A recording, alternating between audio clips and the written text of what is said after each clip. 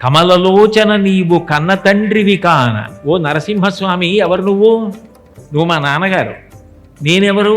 నీ కొడుకుని. నీ చుట్టూ ఎందుకు తిరుగుతున్నా? నేను ఎందుకు ఈ ఊరు వదిలి వెళ్ళటల్లా? ఈ ఊళ్ళోనే ఎందుకున్నాను? కష్టమో సుఖమో ఇక్కడ ఎందుకుంటున్నానంటే నాన్నగారిని విడిచిపెట్టి వెళ్ళిపోలేక, హేరంబ గణపతి పరమశివుడి దగ్గర కూర్చున్నట్టు నీ దగ్గర నేను కూర్చున్నాను. రోజు వస్తున్నాను, నీకు కనపడుతున్నాను, దర్శనం చేసుకుంటున్నాను, కష్టం సుఖం చెప్పుకుంటున్నాను, వెడుతున్నాను. నిన్ను ఏమరకుంటి నేను విడక, ఒక్కరోజు కూడా నిన్ను విడిచిపెట్టకుండా ఉన్నాను. తండ్రి ఏం చేయాలి?